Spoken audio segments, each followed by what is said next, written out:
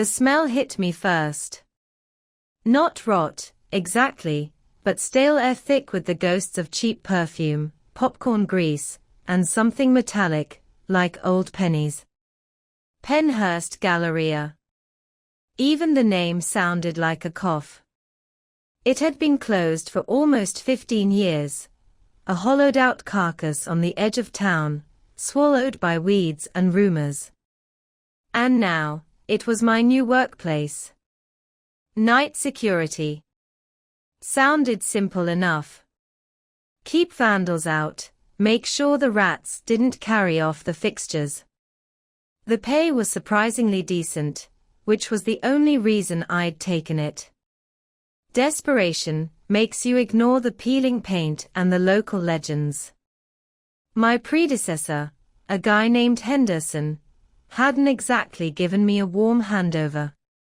He'd met me at the rusted service entrance, looking like he hadn't slept in a week, eyes darting towards the shadowed interior of the mall. He thrust a heavy ring of keys into my hand and a crumpled piece of paper. "Listen close," he'd rasped, his voice tight. "This place, it ain't right after dark. You follow the rules." "Exactly. Don't get clever. Don't get curious.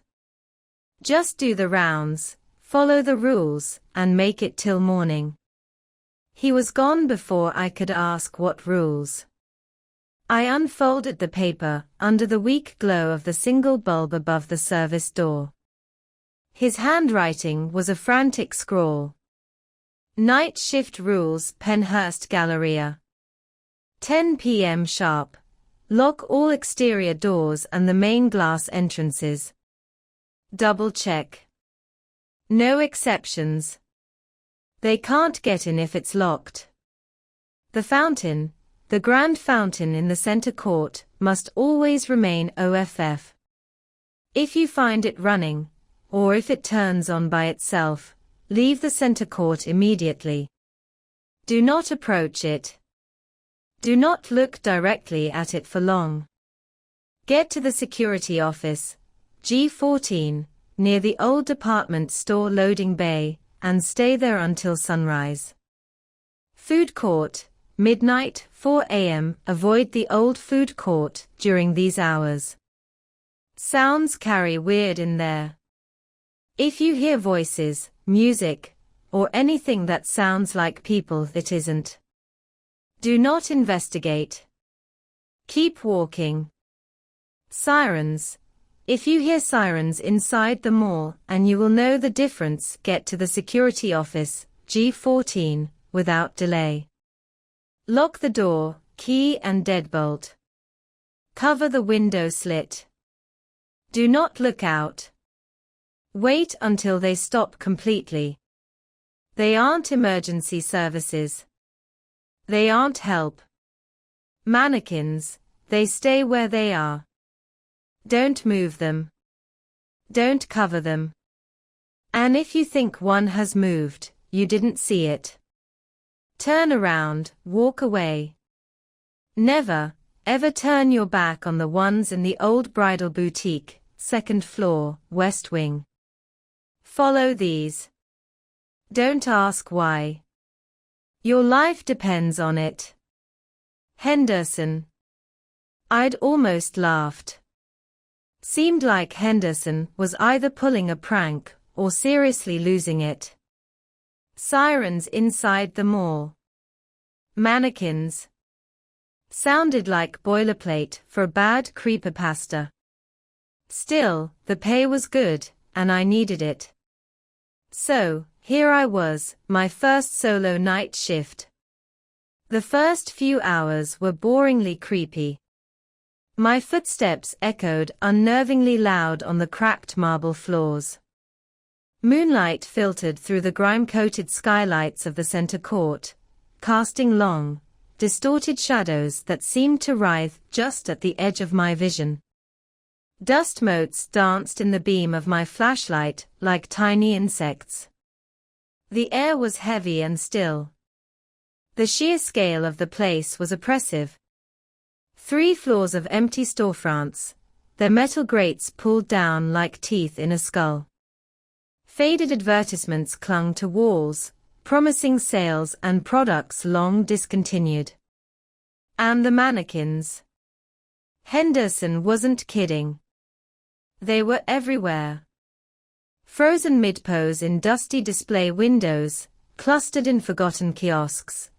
Sometimes just standing alone in the middle of a corridor, their blank faces unnerving in the dim light. I made a point to keep my flashlight beam away from their eyes, or lack thereof. I did my rounds, checked Henderson's locks, all secure, made sure the fountain was indeed off. It was, filled with stagnant, murky water and debris, and tried my best to ignore the creaks and groans of the dying building settling around me. I mostly kept to the main concourses, the sheer number of darkened stores and service corridors making exploration unappealing, even without Henderson's cryptic warnings. Around 1 a.m., I was on the 2nd floor, near the West Wing.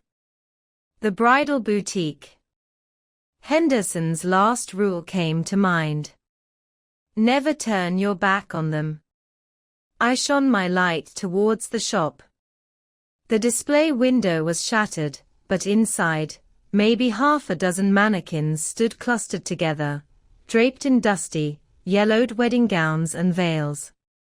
They faced the corridor. Faced me. Just standing there. Blank. Still. A shiver traced its way down my spine despite my skepticism. There was something profoundly unsettling about them, more so than the others scattered around the mall. Maybe it was the setting, the tattered finery, the mockery of a happy occasion in this dead place. I kept my light on them as I backed away slowly down the corridor, feeling utterly ridiculous, but obeying the scrawled rule nonetheless. Only when I turned the corner did I switch off the main beam, relying on the ambient moonlight. Back on the ground floor, I decided to take a break near the security office. G14 was a small, windowless room tucked away behind the loading docks of what used to be the Anchor department store. It had a sturdy metal door, a desk with a dead monitor, a chair, and not much else. It felt marginally safer than the echoing expanse of the mall proper. I sat down, pulled out a lukewarm thermos of coffee, and tried to read a paperback, but the silence kept pressing in. Every settling creak sounded like a footstep. Every gust of wind rattling a loose panel sounded like scratching. It was then that I heard it. Faint at first, a low, warbling sound. Not from outside. It was inside, echoing from somewhere deep within the mall. It grew steadily louder, resolving into a sound I recognized instantly, yet it was horrifyingly wrong. Sirens. Not the clear, piercing wail of a police car or ambulance. This was distorted, guttural, like the sound was being dragged over broken glass. It resonated through the floor, a physical vibration as much as a sound. And it was getting closer. Rule 4 slammed into my brain. Sirens inside, get to the security office, lock the door, cover the window. Do not look out. My heart hammered against my ribs. Henderson wasn't crazy. Coffee forgotten, paperback dropped. I scrambled from the chair, fumbling with the keys Henderson had given me. The sirens were louder now, a deafening, multitone shriek that seemed to come from everywhere at once, echoing off the high ceilings, bouncing down the empty corridors. I slammed the heavy metal door of G14 shut, my hands shaking so badly it took 3 tries to get the key into the lock. Turned it. Heard the satisfying clunk. Flipped the deadbolt. Another solid thunk. The door had a small, Reinforced glass slit at eye level. Cover the window slit. I looked around frantically. No curtain, no board. My jacket. I ripped it off and wedged it hastily into the small frame, blocking the view out into the loading bay corridor. Then, I killed the single flickering fluorescent light in the office, plunging myself into near-total darkness, listening. The sirens wailed, banshee screams trapped within the decaying mall. They weren't just passing through. They were circling, the sound rising and falling as if something was prowling the concourses, just outside my door. The metal door vibrated faintly. Beneath the howling sirens, I thought I heard something else. A rhythmic thump, thump, thump, like impossibly heavy footsteps, drawing nearer. I backed away from the door, pressing myself against the cold concrete wall, holding my breath, every nerve screaming. The sirens weren't help. They were a warning. Or maybe they were the hunt itself. The darkness in the security office was absolute, thick and suffocating. My own breathing sounded impossibly loud, a ragged counterpoint to the unholy symphony of sirens outside. The concrete walls offered little comfort, the sound seeped through, vibrating in my teeth, my bones. That rhythmic thump, thump, thump, was closer now, directly outside the door, shaking the floor beneath my feet with each impact. Something immense.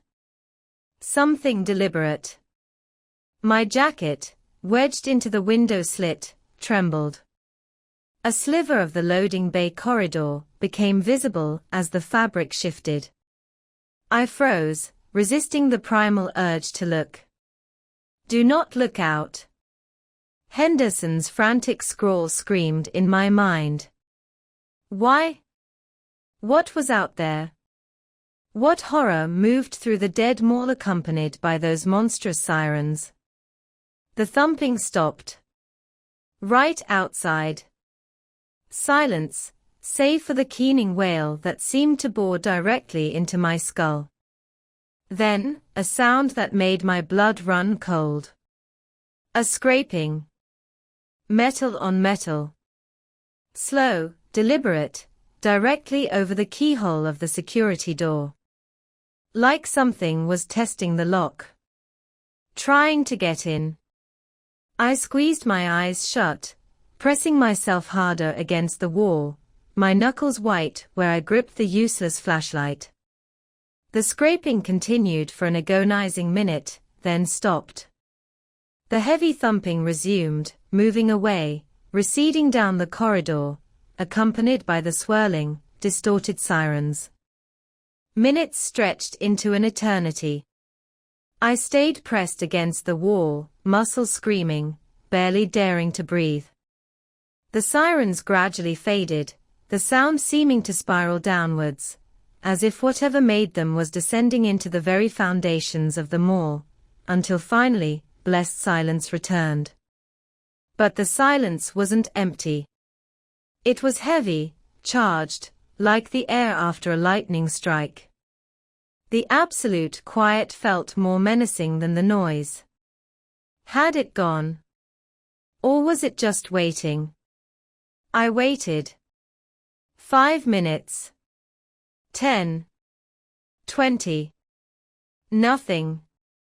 Just the faint hum of distant, decaying electrical systems and the occasional skittering sound I desperately hoped was just rats. My shoulder ached where I'd jammed it against the wall. Slowly, cautiously, I peeled myself away. My legs were stiff, trembling. I edged towards the door, listening intently. Silence. I reached out a shaky hand and removed my jacket from the window slit.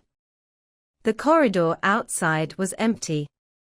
Bathed in the same faint, eerie moonlight filtering from distant skylights.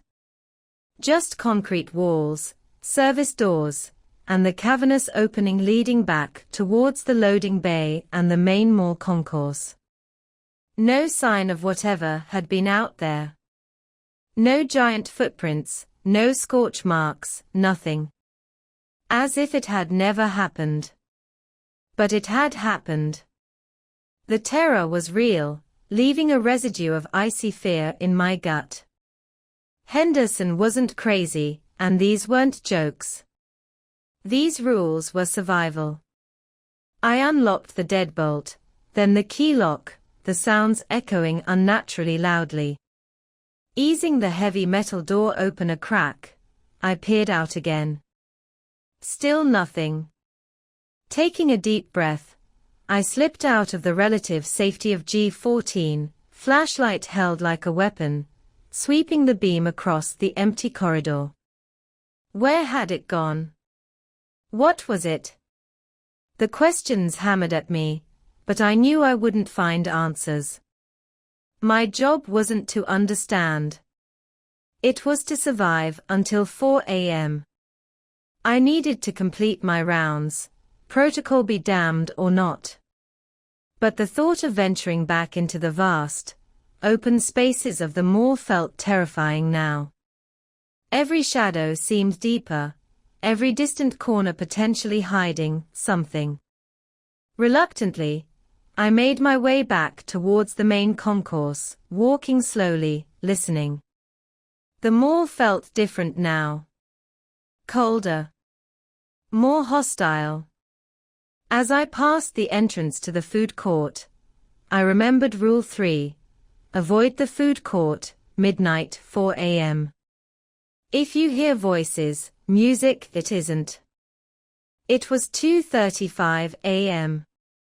I shone my light towards the darkened entrance. Tables and chairs stood in disarray, trays littered the floor, frozen in time from 15 years ago.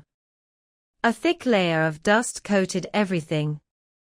But from the darkness, faint but unmistakable, I heard it. Music. Tinny, old-fashioned, like a warped record playing on a distant gramophone. And beneath it, a low murmur, like the buzz of conversation in a crowded room. It isn't. I averted my gaze, heart pounding, and quickened my pace, walking past the food court entrance without slowing. The sounds seemed to follow me for a few steps, clinging like cobwebs, before fading back into the general silence of the mall. My patrol route took me back up towards the center court.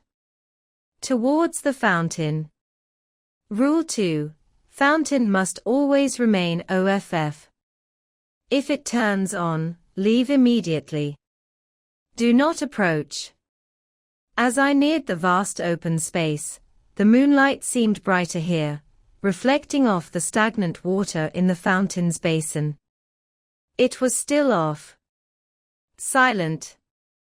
Dark water, scattered trash, the grotesque marble statues surrounding it seeming to leer in the gloom. I breathed a sigh of relief. At least one rule wasn't actively trying to kill me right now. But as I swept my flashlight beam across the area, the light snagged on something. Near the fountain's edge. A mannequin. It hadn't been there before. I was sure of it. This one was male, dressed in faded jeans and a torn flannel shirt, posed awkwardly as if it had tripped and fallen, one arm outstretched towards the fountain's basin. It lay face down. Rule 5. Mannequins, stay where they are. If you think one has moved, you didn't see it. Turn around, walk away. My instinct screamed at me to obey Henderson's frantic warning. Walk away. Pretend I hadn't seen it. But this was different. It wasn't just standing in a new spot. It was positioned deliberately. Fallen. Reaching. Against my better judgment, against the cold dread pooling in my stomach, I took a hesitant step closer, flashlight beam fixed on the fallen figure. Its plastic hand was inches from the murky water. Why? Then I saw it. Partially obscured beneath the mannequin's outstretched arm, half submerged in the filthy water, was a small, dark object. It looked like a wallet. My mind raced. Had someone else been here? A vandal? Had they fallen foul of whatever lurked in this mall? Was this mannequin a warning? Or something else entirely? Curiosity warred with the primal fear Henderson's rules had instilled. Slowly, carefully, never taking my eyes off the surrounding shadows, I approached the edge of the fountain, my flashlight beam trembling slightly. The fallen mannequin remained perfectly still, its blank, featureless head angled towards the dirty water. The wallet lay just beyond its plastic fingertips. Reaching down, my hand hovering over the cold, damp marble, I hesitated. Touching anything here felt like a violation, like tempting fate. But the wallet, it was undeniably real. A concrete object in this place of shifting shadows and impossible rules. What if it belonged to Henderson? Or someone else who had run afoul of this place? Just as my fingers brushed against the damp leather, a ripple disturbed the stagnant water in the fountain basin. Not from wind, there was none. A small, slow circle spreading outwards from the center. My blood ran cold. I snatched the wallet and scrambled backwards, stumbling away from the fountain's edge, my heart hammering against my ribs. I didn't stop running until I was back in the relative safety of the corridor leading to the security office, the wallet clutched tight in my hand. I risked a glance back. The center court was empty, bathed in silent moonlight. The fallen mannequin was gone. Back in the dubious sanctuary of G14, I slammed the door shut again, locking and deadbolting it purely out of reflex. My breath came in ragged gasps, the adrenaline making my hands tremble. The wallet felt alien in my grip, cold, damp, heavy. I leaned against the door, listening. Only the familiar, low hum of the building answered. No sirens, no thumping, no footsteps echoing mine. After a minute, heart still pounding a frantic rhythm against my ribs, I forced myself to move. I switched on the single flickering fluorescent tube, the harsh light momentarily blinding. Sitting heavily in the worn office chair, I placed the wallet on the dusty metal desk. It was old leather, cracked and warped from its time in the fountain's foul water. No markings on the outside. Hesitantly, I opened it. The contents were sparse, damp, but mostly intact. A driver's license, issued over 20 years ago. The picture showed a young man, smiling faintly, maybe early 20s. Name, Daniel Miller. Address, an old part of town I vaguely recognized. Definitely not Henderson. The expiration date was 15 years past. Beside the license, a few soggy dollar bills, a faded library card, and a folded piece of paper. My fingers, still shaking slightly, unfolded the paper. It was a simple, handwritten note, the ink slightly blurred by the water but still legible. The handwriting was different from Henderson's frantic scrawl, neater, more deliberate. It sees you when you look away. Don't look away from the bride. The bride? My mind instantly flashed to the mannequins in the Bridal Boutique. Never, ever turn your back on the ones in the old Bridal Boutique. Daniel Miller. Had he worked here?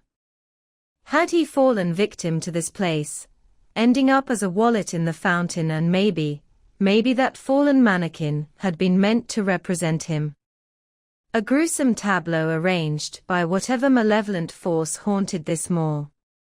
It sees you when you look away. Don't look away from the bride. A chill, colder than the damp leather of the wallet, snaked up my spine. I checked the time on my phone, the only reliable clock in this place. 3:15 a.m. Less than an hour left. Could I just stay here? Locked in G14 until 4 a.m. Henderson's rules didn't explicitly forbid it, but protocol required a final sweep before the shift change, though expecting Henderson, or anyone, to show up for a shift change felt increasingly absurd. More importantly, staying felt like hiding, like cowering. And some part of me, terrified as I was, needed to know. Needed to see if I could make it through this.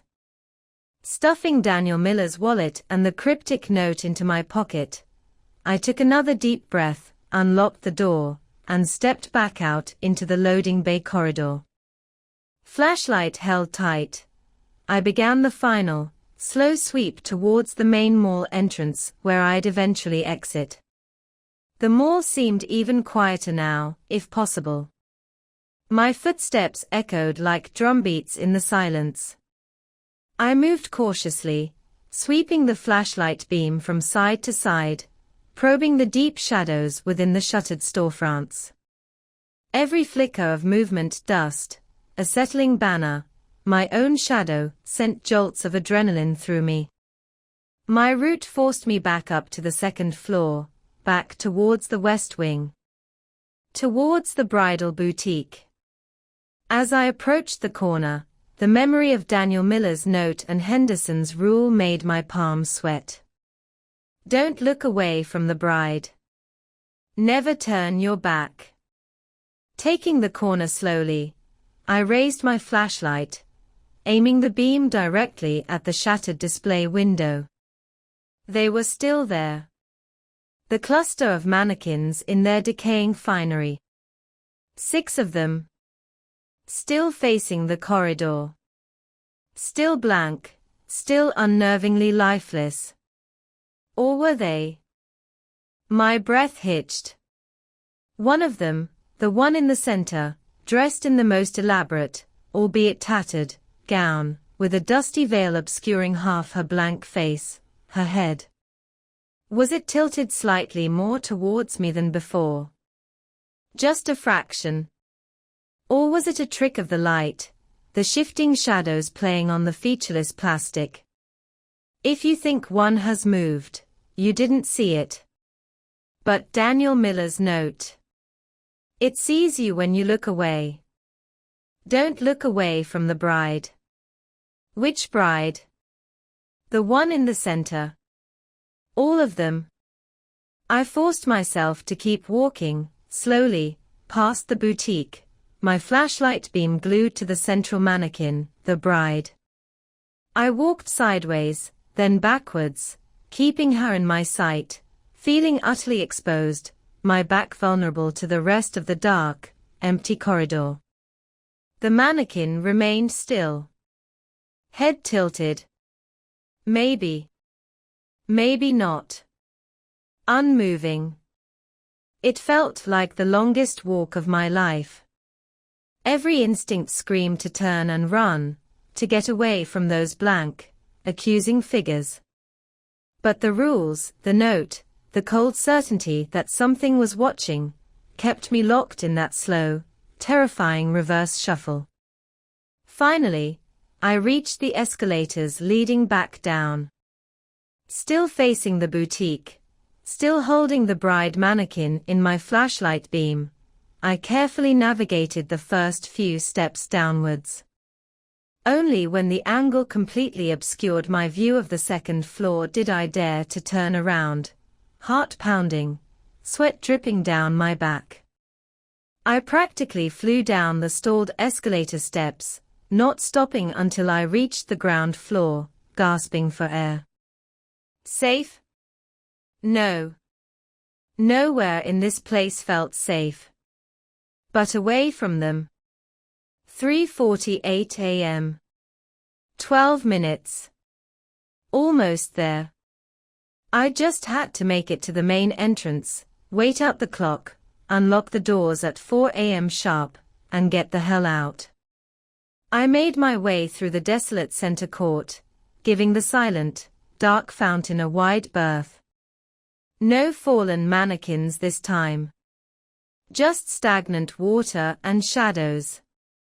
The main concourse stretched before me, leading towards the massive glass doors of the main entrance, faintly illuminated by the streetlights outside. Freedom was almost in sight. As I walked the final stretch, a low sound reached my ears. A faint, rhythmic creaking. Creak, clunk. Creak, clunk. Getting slightly louder as I approached the entrance. What was it? I slowed my pace, listening intently, sweeping my flashlight beam ahead. The sound was coming from near the entrance. Creak, clunk.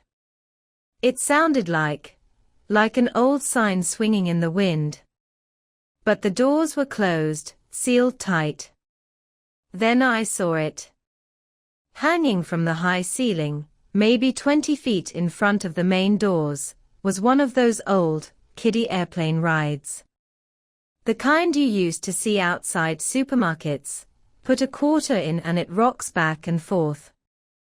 This one was shaped like a cartoonish red biplane, suspended by thick chains. And it was moving. Swinging gently, rhythmically, back and forth in the dead-still air of the mall.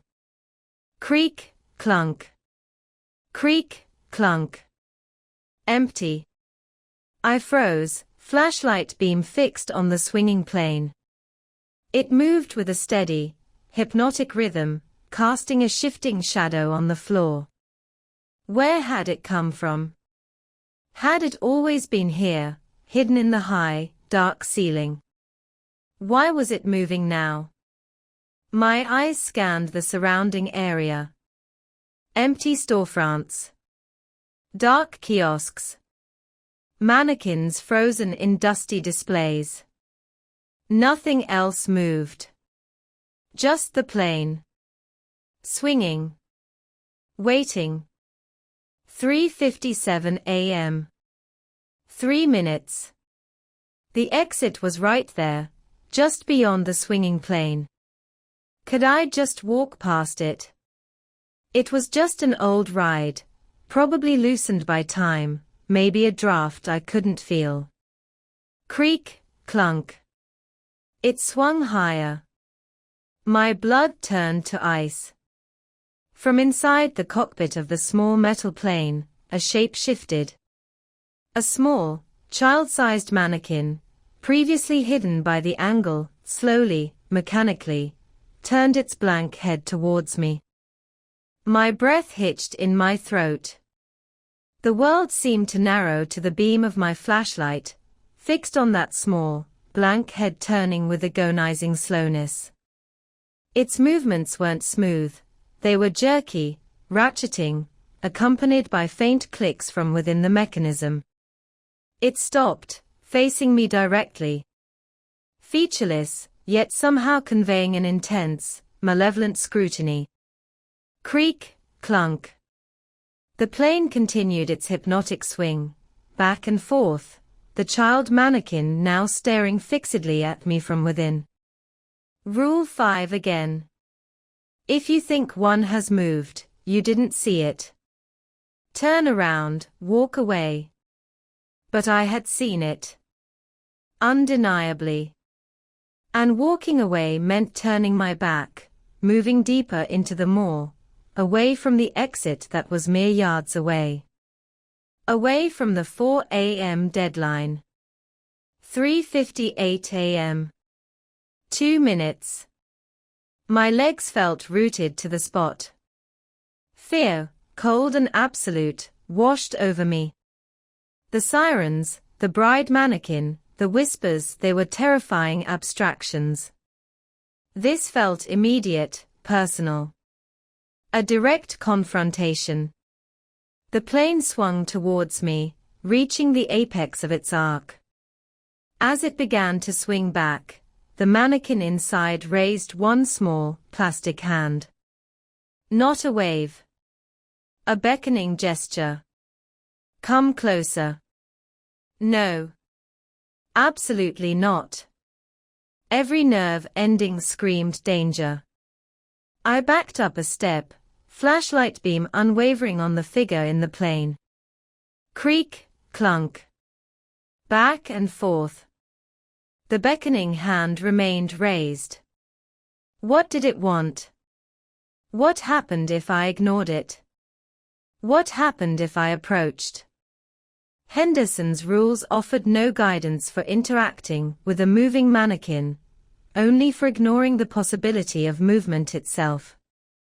Daniel Miller's note offered nothing specific to this horror. 3:59 a.m. 1 minute. The main entrance doors were right there. Heavy glass, reflecting the swinging plane and my own terrified silhouette. Freedom. Safety. Just beyond that mechanical menace. Could I make a run for it? Dash past the swinging plane, get to the doors, unlock them, and burst out into the pre-dawn gloom. The plane wasn't directly blocking the path, but passing under its swinging arc felt like putting my head in a noose. The mannequin's head tilted slightly, as if considering me. The beckoning hand lowered slowly.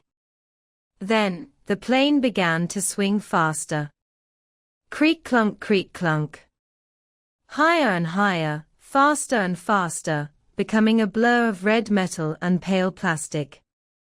The chains groaned under the strain. Panic seized me. This wasn't just unnerving anymore, it felt actively hostile. It was building towards something. 4 a.m. My phone vibrated silently in my pocket. Time to go.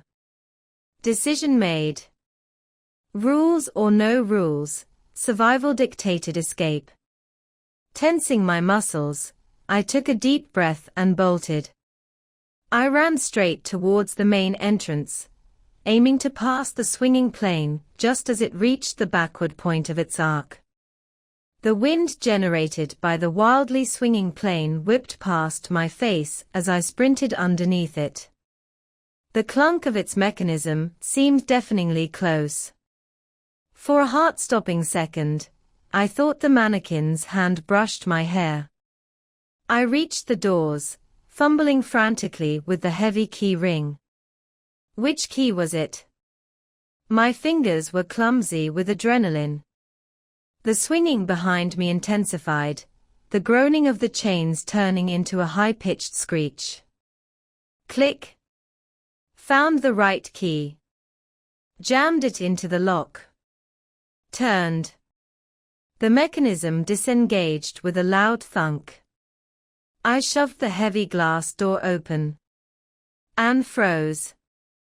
Standing just outside the glass doors, shrouded in the pre-dawn mist, silhouetted against the dim streetlights, were figures. Not police. Not Henderson. Half a dozen of them. Tall. Impossibly thin. Dressed in dark, tattered clothing that seemed to flutter even in the still air. Their heads were too large, their limbs too long. And where their faces should have been, there was only smooth, undifferentiated darkness. They stood perfectly still, waiting. Blocking my escape. Behind me, the screeching of the swinging plane abruptly stopped. Dead silence fell upon the moor once more. I didn't dare turn around. I was trapped between the horror inside and the new, unknown horror waiting just outside. My shift was over, but Pennhurst Galleria wasn't letting me leave. The silence stretched, thin and brittle. Outside, the tall, thin figures remained motionless, their featureless faces voids in the dim morning light. Inside, the red biplane hung perfectly still, the child mannequin within it frozen, seemingly watching the standoff. My heart felt like it was trying to beat its way out of my chest. My mind raced. Who were these things outside?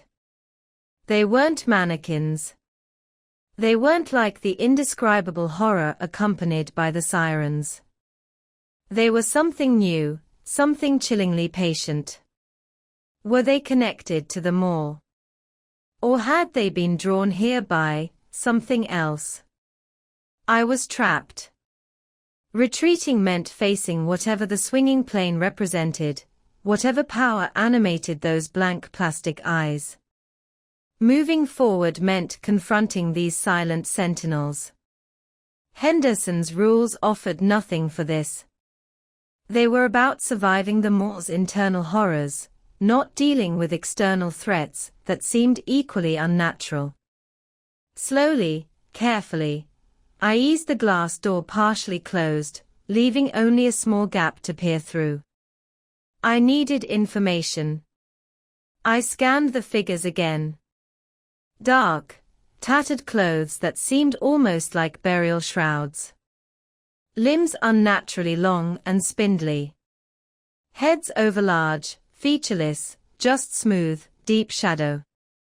They didn't seem to breathe. They didn't shift their weight. They just were. One of them, standing slightly ahead of the others, raised a long, impossibly thin arm. Its hand had too many joints, bending in ways that were fundamentally wrong. It pointed. Not at me. But past me, into the mall. Towards the center court. Towards the fountain. What did that mean? Were they warning me? Or directing me? The fountain where I'd found Daniel Miller's wallet. The place the fallen mannequin had reached for before vanishing. A low hum started, almost imperceptible at first, vibrating through the soles of my shoes. It wasn't coming from outside. It was coming from deeper within the mall. The hum grew, accompanied by a faint, flickering blue light emanating from the direction of the center court. My gaze snapped towards the source of the light, then back to the figures outside. They hadn't reacted. Still pointing. Still waiting. The blue light intensified, pulsing rhythmically. The hum deepened, becoming a resonant drone that made my teeth ache. This felt wrong. Different from the sirens, different from the whispers in the food court, but just as unnatural. Rule 2, Fountain. If you find it running, or if it turns on by itself, leave the center court immediately. Do not approach it. It wasn't running, but it was definitely turning on. The blue light pulsed from the fountain's basin, illuminating the stagnant water, making it glow with an eerie, chemical luminescence. The figures outside remained still, pointing. Were they trying to lure me towards the fountain? Towards whatever danger Rule 2 warned against? Or were they trying to keep me out here with them?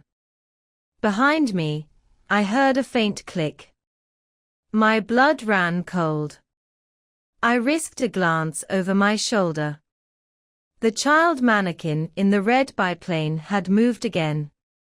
Its head was now tilted downwards, as if looking at something on the floor directly beneath it. And its previously beckoning hand was now pointing straight down. Trapped. The figures outside. The glowing fountain behind me drawing closer. The animated mannequin above, now pointing downwards. Pointing towards. I lowered my flashlight beam towards the floor beneath the plane. Nothing. Just cracked marble tiles. But the mannequin kept pointing. Insistently. The blue light from the fountain pulsed faster, the drone intensifying. Shadows in the center court seemed to deepen, coalesce. I could almost make out shapes moving within the pulsating light, distorted figures writhing just beneath the surface of the glowing water. Do not approach it. The figures outside took a single, synchronized step forward. Closer to the glass doors. Closer to me. My breath hitched. I had to choose. The unknown horror of the glowing fountain, explicitly warned against. Or the silent, waiting menace outside. Or whatever the mannequin was pointing at. With a surge of desperate intuition, I dropped my gaze back to the floor beneath the plane, sweeping the flashlight beam across the tiles again. And this time, I saw it. Almost invisible against the dark grout lines. A trapdoor handle. Flush-mounted, coated in dust, barely discernible. The mannequin was pointing directly at it. An escape route. Or another trap. The blue drone from the fountain reached a fever pitch. The figures outside raised their multi-jointed hands towards the glass. Behind me, the mannequin in the plane began to vibrate, the entire ride shaking violently on its chains. There was no time left. Trusting the machine child over the silent watchers and the glowing pool, I lunged forward, dropped to my knees, jammed my fingers under the trapdoor handle, and pulled with all my might. It resisted for a second, then gave way with a groan of rusted hinges, opening onto pitch blackness, and a rush of cold, damp air that smelled of earth and decay. Without a second thought, ignoring the shattering glass behind me as the figures outside began to break through, ignoring the blinding blue light, and the inhuman screams now emanating from the fountain, I swung my legs into the hole and dropped into the unknown darkness below, pulling the heavy trapdoor shut above me just as something unseen shrieked from the biplane. The fall wasn't long, maybe 10 feet, but the landing was hard, knocking the wind out of me onto a surface that felt like packed earth, cold and damp. The heavy thud of the trapdoor slamming shut above plunged me into absolute, impenetrable blackness. For a moment, the only sounds were the frantic pounding of my own heart and the distant, muffled chaos from the mall above shattering glass, the high-pitched drone from the fountain, and a final, chilling shriek that seemed to tear through the concrete before being abruptly cut off by the thick wood of the trapdoor. Then, silence.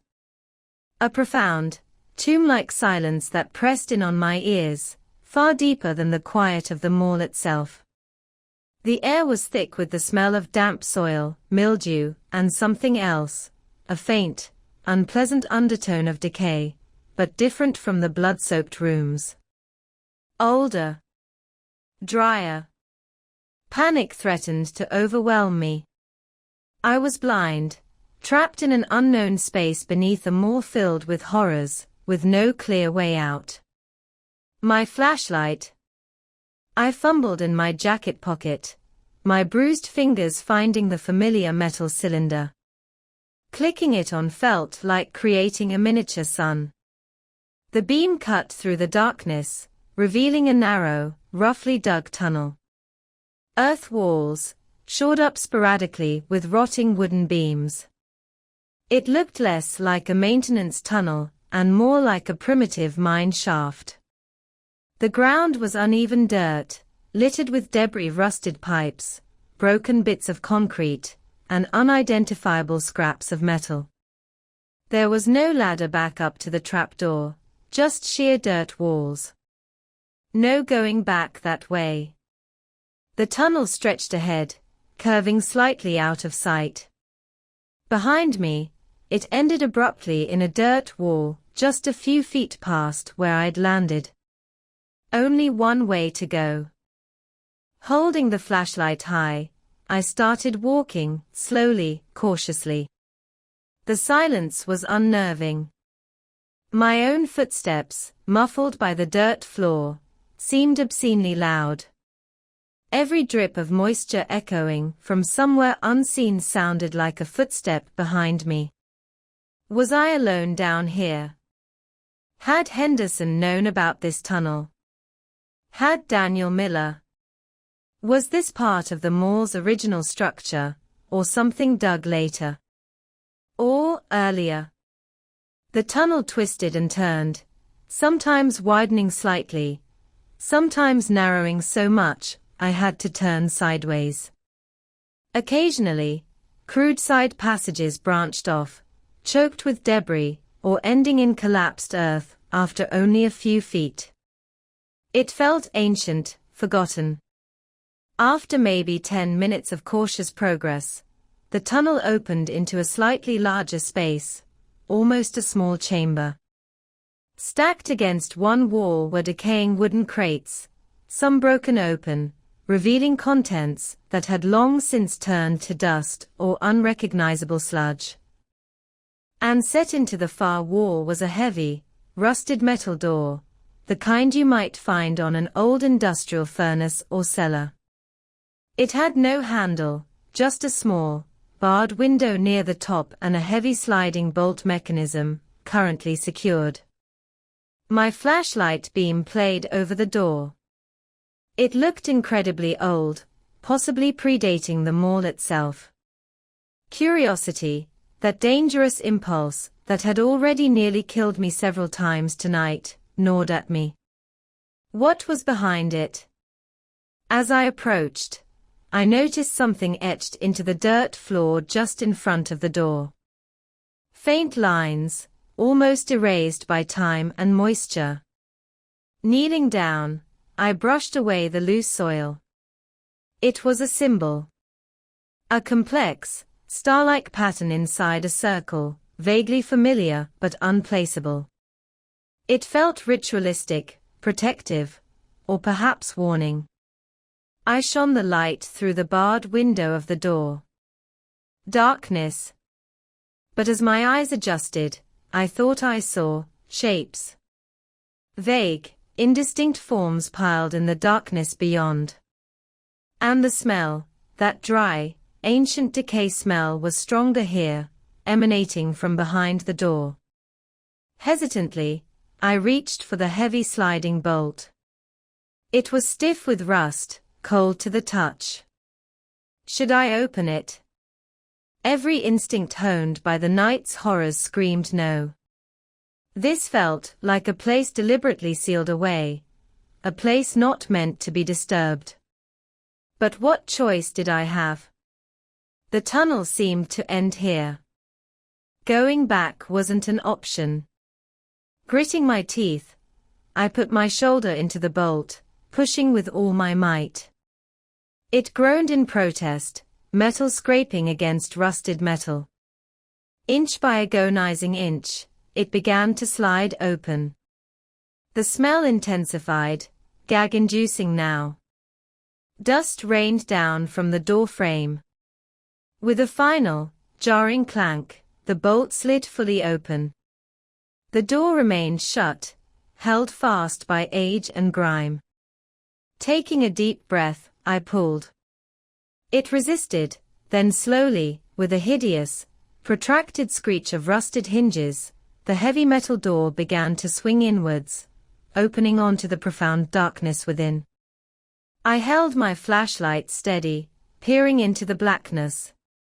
The beam illuminated a small, stone-lined room. And the shapes I'd glimpsed, they were bodies. Dozens of them. Not fresh corpses like Bill Henley or the sheriff. These were ancient, mummified remains, wrapped in crumbling, shroud-like fabrics, piled haphazardly against the walls, stacked like firewood. Their faces were sunken, skeletal, frozen in silent screams. The air was thick with the dust of ages and the dry, papery scent of their decay. This wasn't just a hidden room. It was a tomb. An unmarked, forgotten mass grave hidden beneath the foundations of the moor. Who were they? Why were they here? As I swept the beam across the horrifying scene, the light caught something glinting amidst the piled bodies. Something small and metallic, lying near the center of the room. Drawn by a morbid curiosity, I took a hesitant step inside, the heavy door groaning shut behind me with a click that sounded unnervingly like the bolt sliding back into place. The heavy click echoed in the small, stone-lined tomb, amplifying the sudden, crushing silence. My flashlight beam snapped back towards the rusted metal door. It was shut tight. The bolt I had struggled so hard to open was now firmly back in place, viewed through the small, barred window. Trapped. Trapped in a mass grave with dozens of leering, mummified corpses. My first instinct was raw panic. I lunged at the door, pounding on the cold, unyielding metal with my good hand, shouting uselessly into the dust-choked air. "Hey! Let me out! Open the damn door!" My voice cracked, swallowed by the oppressive stillness and the dry, papery presence of the dead. The bolt didn't budge. There was no handle on this side. It was designed to keep things in, not let them out. My breathing grew ragged, bordering on hyperventilation. The smell of decay, ancient and intimate, filled my nostrils, thick and cloying. The stacked bodies seemed to press in on me, their sunken eye sockets fixed on my futile struggle. I forced myself to stop, leaning my forehead against the cold metal door, trying to regain control. Panicking wouldn't help. Henderson's rules were useless here. Daniel Miller's note offered no solace. I was off the map, in a place forgotten by time, sealed in with the dead. After a long moment, forcing down the rising tide of claustrophobia and terror, I turned back to the room.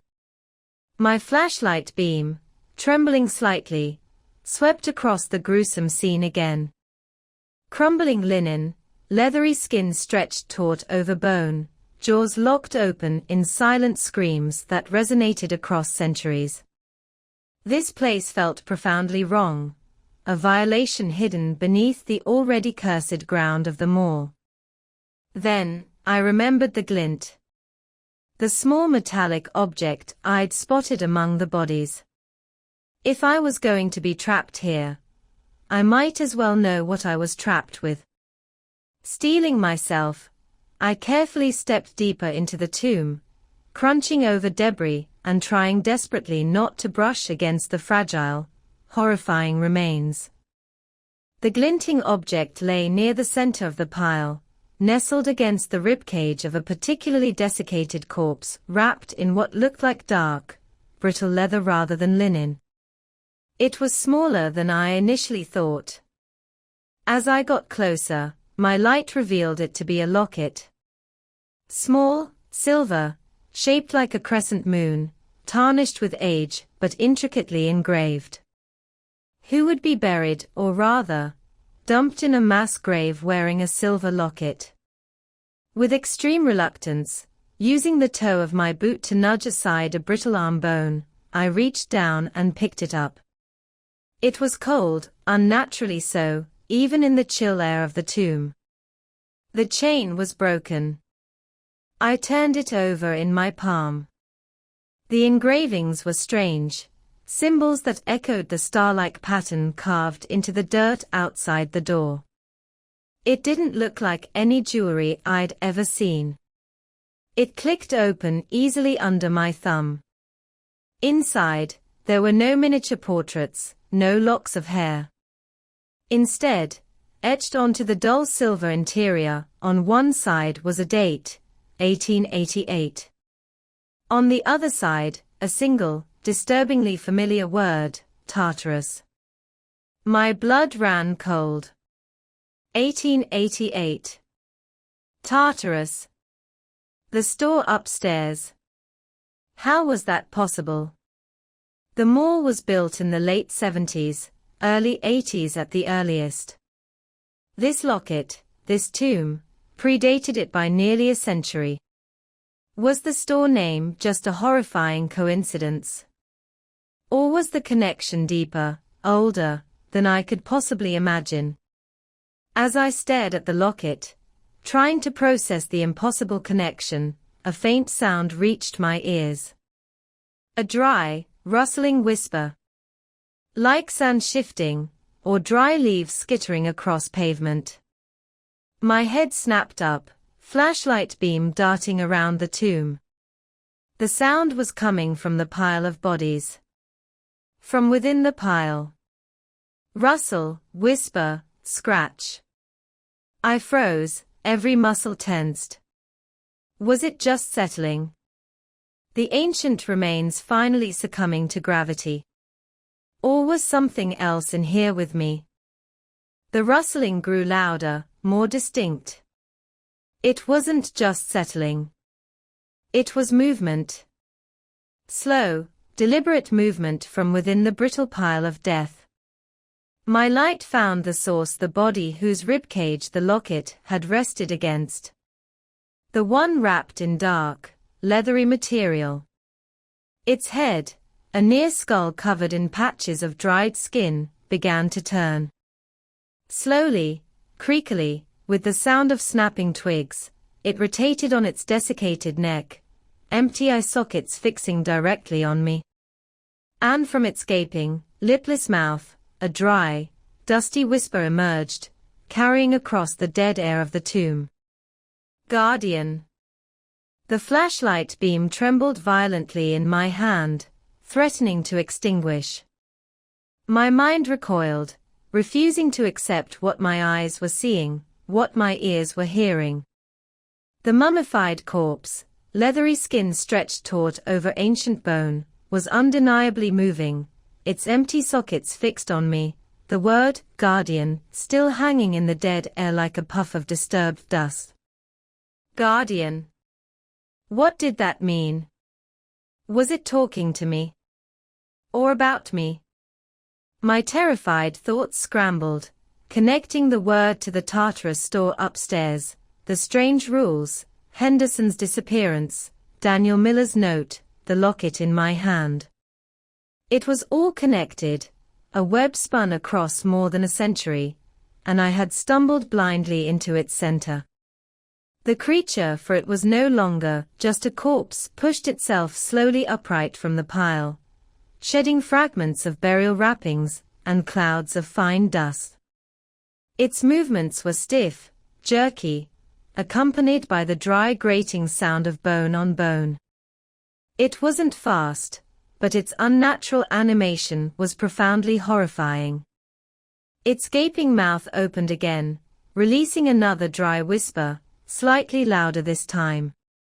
The gate must remain sealed. The gate? What gate?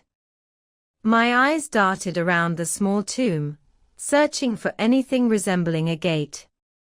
There was only the rusted metal door sealing me in, and the walls lined with the dead. Was this the gate? This tomb? The creature took a shuffling step towards me, its brittle arms reaching out, fingers like dried twigs tipped with blackened, broken nails.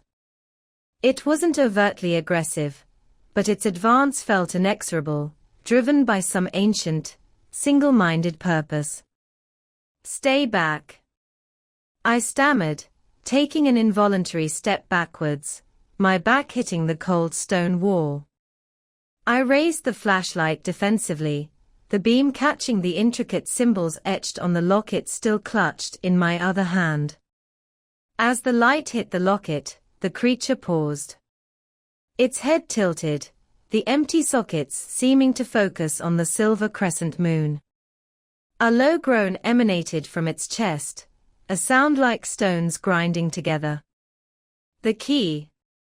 It rasped, its focus shifting from me to the locket, It took another shuffling step forward, its papery hand reaching specifically for the object in my palm.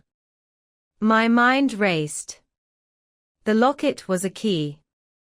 A key to what? The gate it mentioned. The Tartarus store. Was destroying it the answer? Or was protecting it? Guardian, was I supposed to be the guardian? Or was it? Before I could process further, another sound echoed in the tomb. A faint, wet drip, drip, drip. It wasn't coming from the creature. It sounded like it was coming from the walls themselves. I risked a glance away from the creature, sweeping my light across the stone walls. Dark, viscous fluid was beginning to ooze from the mortar between the stones, thick and black like tar, smelling faintly metallic, like old blood. The dripping intensified, becoming a steady trickle, then a slow ooze, coating the walls in glistening blackness. The creature let out a high-pitched, desiccated shriek, turning away from me and shuffling frantically towards the oozing wall. It pressed its brittle hands against the stone, groaning, "No, not yet, the seal weakens." The black ooze flowed faster, pooling on the floor, creeping towards the pile of bodies. And as it touched the other mummified remains, they began to stir. A collective rustling filled the tomb. Heads turned creakily. Brittle limbs twitched. Low moans, like wind whistling through bones, began to rise from the pile. I wasn't trapped with one reanimated corpse. I was trapped with dozens. The first creature ignored me now, consumed by its desperate attempt to stop the black ooze, pushing futilely against the weeping stone. But the others, their empty sockets were turning towards me, the only living thing in their ancient prison. One lurched forward, collapsing out of the pile in a shower of dust and bone fragments. Another pushed itself upright, its jaw hanging slack. They were slow, clumsy, but there were so many. My flashlight beam flickered. Once. Twice. The batteries were dying. Terror surged, cold and sharp. I looked wildly around. The door was sealed. The walls were weeping black ichor, and birthing horrors. My only weapon was a dying flashlight, and a cryptic silver locket. The closest mummy shambled towards me, arms outstretched, its dry moan rising in pitch. Behind it, others were disentangling themselves from the pile, a slow, inevitable tide of desiccated death. The flashlight flickered again, plunging the tomb into near darkness for a terrifying second before weakly reigniting. I had to do something. The locket. The creature called it a key. Maybe it was the key. Not just to locking, but to unlocking. With the closest mummy just feet away, its groping, brittle fingers reaching, I jammed the locket against the cold metal of the sealed door, pressing the engraved symbols flat against the rust, praying for something, anything, to happen. For a heart-stopping moment, nothing happened. The locket felt cold against the colder, rusted metal of the door. The closest mummy continued its shambling approach, its dry fingers just inches from my face. The flashlight flickered violently, threatening to plunge me into permanent darkness amongst the reawakened dead. The rustling and moaning from the growing horde intensified. Then, the locket began to glow. Not brightly, but with a faint, pulsing silver light, mirroring the blue glow I'd seen emanating from the fountain above. The engraved symbols on its surface shone with an inner luminescence. Where the locket touched the door, the metal began to hum, a low vibration that resonated through my hand, up my arm. The star-like symbol etched in the dirt floor outside suddenly flared in my memory. The advancing mummy hesitated, its empty sockets seeming to fixate on the glowing locket. The rustling from the pile behind it momentarily quieted. Even the first creature, still pressed against the weeping wall, turned its skeletal head slightly, its dry whisper cutting off mid-groan. The humming intensified. The metal door began to shudder, not violently, but with a deep, resonant tremor. The barred window near the top glowed faintly, with the same silver light emanating from the locket. And then, slowly, agonizingly, with the sound of grinding stone rather than metal, the heavy sliding bolt began to retract. Shhhk. Crunch, thunk. It slid back into the door frame, disappearing entirely. The door itself remained shut, but the seal was broken. Hope surged, fragile but fierce. But the light from the locket faded instantly. The humming stopped. The silver glow in the window vanished. And the moment of hesitation from the mummies ended. The closest one lunged, its brittle fingers scraping against my jacket as I recoiled, slamming my back against the now unbolted door. The flashlight flickered wildly, casting strobe-like images of the advancing horde, dozens of skeletal faces, reaching hands, gaping mouths. Behind them, the first creature let out another desiccated shriek, and turned away from the wall, its attention now fully back on me and the now inactive locket. The black ooze continued to pour from the walls, faster now, pooling deeper on the floor, animating more of the ancient dead. I fumbled behind me, searching for a latch, a handle, anything. My fingers found only smooth, cold metal. It opened inwards, didn't it? I pushed desperately against the wall, trying to force the heavy door open with my back, while simultaneously trying to fend off the closest mummy with my failing flashlight. The flashlight died. Total, absolute darkness slammed down like a physical blow. The horrifying rustling, moaning, and shuffling sounds seemed to explode in the blackness, coming from all sides. I could feel the papery touch of multiple hands brushing against my clothes, grabbing, pulling. The dry, dusty smell filled my lungs. I kicked out blindly, connecting with something brittle that snapped. A dry screech echoed right beside my ear. My back was still pressed against the door. With a final surge of adrenaline-fueled desperation, I threw my entire weight backwards. The heavy metal door gave way with a deafening screech of tortured hinges, swinging inwards.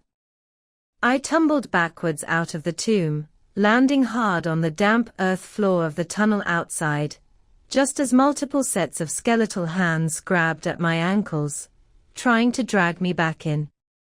Scrambling on my back, kicking frantically, I managed to break free.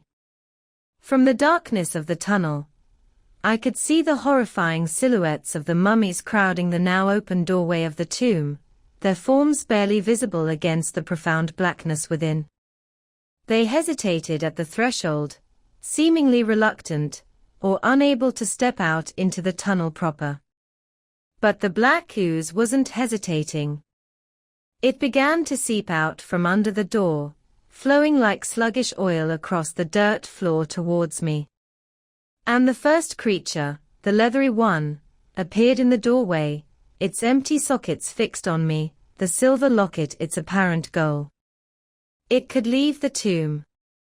I scrambled to my feet, ignoring the searing pain in my ankles where their claws had dug in, and turned to run blindly down the dark tunnel, away from the open tomb and the encroaching horrors. I ran, stumbling over debris, hands outstretched in the pitch blackness, the sounds of shuffling, moaning, and the creature's dry rasping pursuit echoing behind me. I didn't know where I was going, only that I had to get away. I had opened the gate, and whatever was sealed within was now stirring. Blind panic fueled my flight through the oppressive darkness. My lungs burned, each gasp drawing in the thick, earthy air laced with the smell of ancient decay. Behind me, the horrifying symphony continued, the dry shuffling of countless brittle feet, the low moans rising from desiccated throats, and the distinct, faster scraping sound of the leathery creature leading the pursuit. They were coming. How fast could they move? Could they navigate this darkness better than I? My hands scraped against the rough tunnel walls as I stumbled forward, using them to guide myself, praying I wouldn't run headlong into a dead end or fall into another pit. The floor was uneven, treacherous with loose rocks and unseen debris.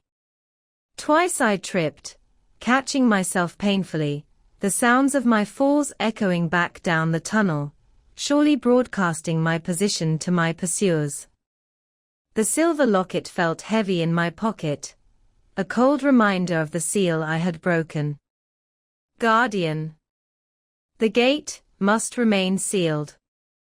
Had I doomed more than just myself? What exactly had I unleashed? The tunnel began to slope gently upwards. Hope, faint but desperate, flickered within me.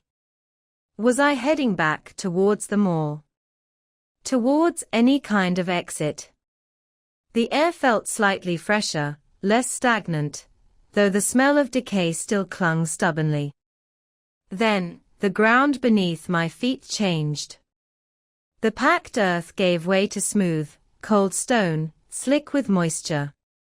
I slowed my pace instinctively, wary of slipping. The acoustics changed too, my footsteps echoed more sharply, mingling with the amplified sounds of the pursuit behind me. They were closer now. The scraping of the lead creature was distinct, punctuated by the collective rustle of its shambling horde. My flashlight, useless. My phone, tucked away, its light too weak to penetrate this profound blackness. I was utterly reliant on touch and sound. Ahead, the tunnel seemed to widen. I could feel the walls receding slightly on either side. Was this another chamber? Or just a wider passage?